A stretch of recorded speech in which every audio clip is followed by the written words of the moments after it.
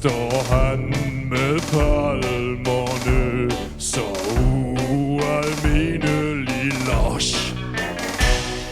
Kjeld er som et sukkerbrød, sød og blød og rar.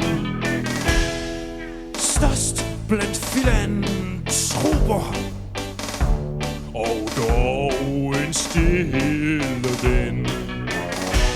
Han køber julemærker, han giver til ældre mænd og damer. Han er altid renlig og nem, når han kommer i deres hjem.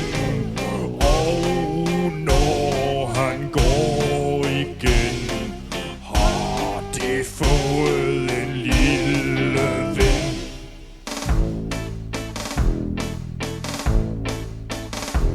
Kjeld taler altid sagte og siger kun ganske lidt.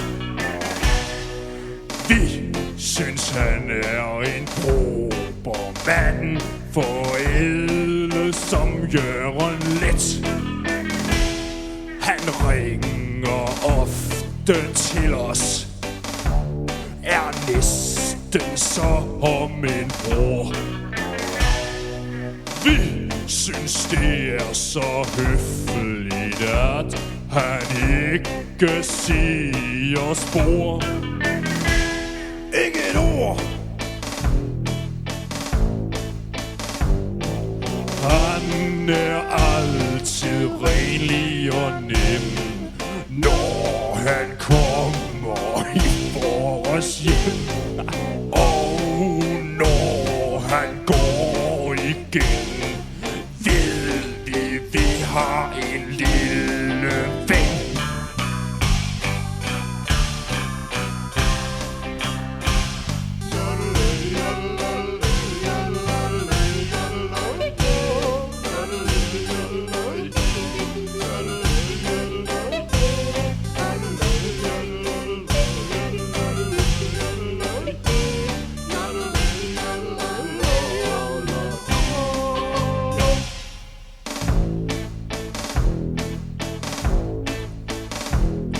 Kjeld har job som sælger i højtidsdags og pynt.